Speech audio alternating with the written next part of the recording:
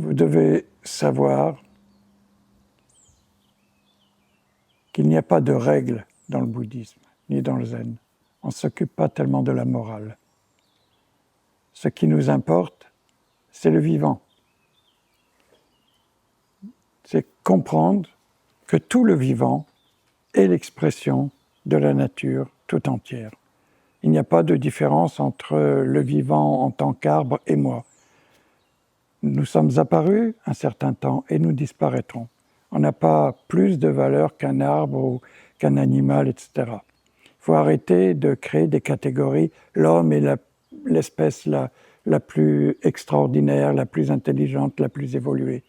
Oui, mais c'est l'espèce qui crée le plus de guerres, qui tue le plus de monde, qui empoisonne la terre tout entière. C'est l'espèce qui détruit la terre tout entière, ce que ne font pas les animaux, ce que ne font pas les végétaux. C'est très important de comprendre ça. Zapomniałem pytanie. Si vous respectez, si vous comprenez ça, que les animaux ont des yeux comme nous, des oreilles comme nous, un nez comme nous, une bouche comme nous, qu'ils ont des pattes, ils en ont 4, nous aussi on en a 4, sauf qu'on se tient debout.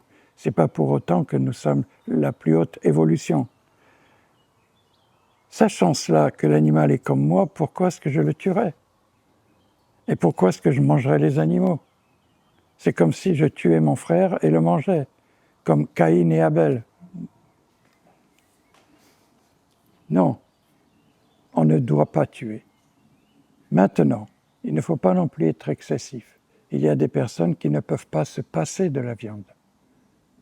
Je donne l'exemple, paraît-il, du Dalai Lama qui mange de la viande. Son docteur lui a dit d'en manger.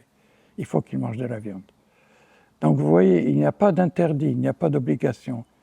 Ça serait bien de voir qu'on tue des millions, voire des milliards d'animaux dans des conditions vraiment tristes. Il n'y a pas plus triste que de les voir souffrir comme ça.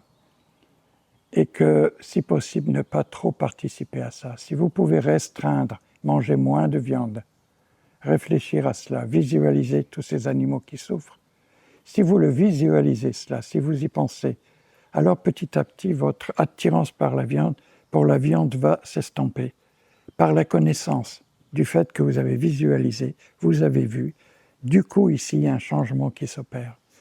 Si vous pouvez réduire la viande à 1 ou 2 fois par semaine, et après, si vous arrivez à 1 fois par semaine, après 1 fois par mois, vous n'êtes pas obligé de tout arrêter. Mais vous devez réfléchir, vous devez vous reprogrammer autrement. Parce que c'est quoi une mémoire? C'est un programme, c'est un logiciel. Vous pouvez changer ce logiciel comme vous voulez. Vous pouvez mettre tous les programmes. La mémoire va l'accepter comme une nouvelle expérience. Donc, on ne vous demande pas d'être discipliné, on vous demande d'avoir une bonne volonté, de vouloir changer certaines choses. Bon, une des choses essentielles, ne tuez pas d'animaux. Alors, certains végétariens ils disent « Oui, mais bon, vous ne tuez pas d'animaux, mais vous achetez la viande dans le magasin. » C'est pareil. Ben moi, quand j'achète un morceau de viande au magasin, c'est un morceau de viande, ce n'est pas un animal. Si maintenant je commence à visualiser l'escalope de poulet, la voir en tant que poulet qui souffre, je vais le reposer. Mais on ne voit pas d'animal quand on prend de la viande. Donc ça nous trompe. On est souvent trompé. On fait ça spontanément, comme ça, une belle escalope, un bon saucisson, parce qu'on ne voit pas l'animal derrière.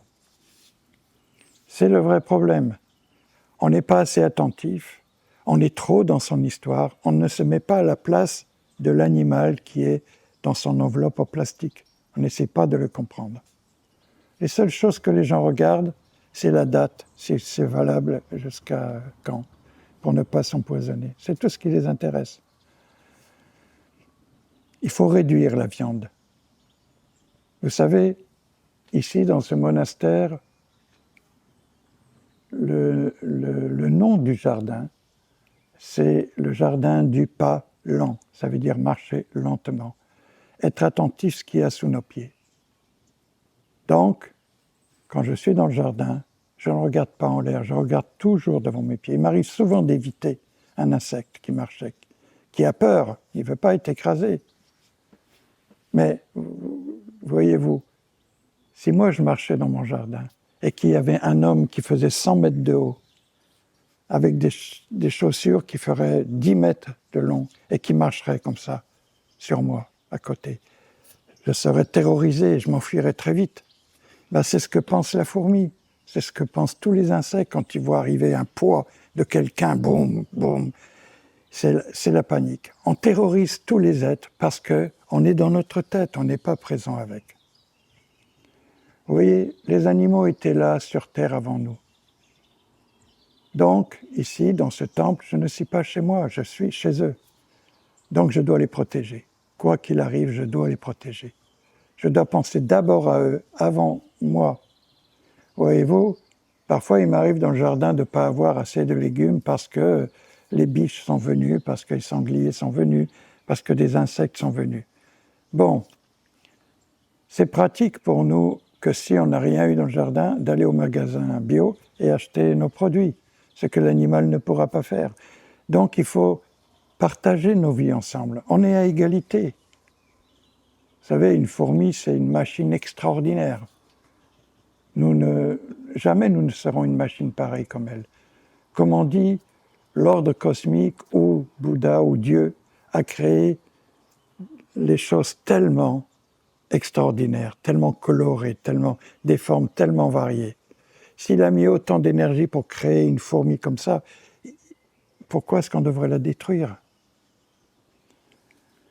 Donc la question est toujours éternelle. Doit-on être végétarien dans le bouddhisme? Ne doit-on pas être végétarien?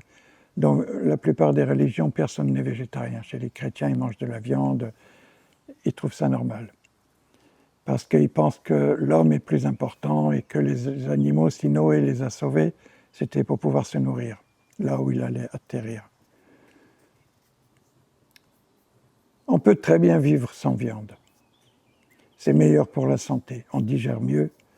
Et puis en plus, ça nous évite d'avoir des informations de souffrance de l'animal qui vient dans notre mémoire s'ajouter aux autres souffrances. De mon point de vue, soyez conscient à chaque fois que vous achetez de la viande. Ce n'est pas un objet, c'est un animal, c'est toujours un animal. Qu'il n'ait pas la forme de l'animal, on s'en moque.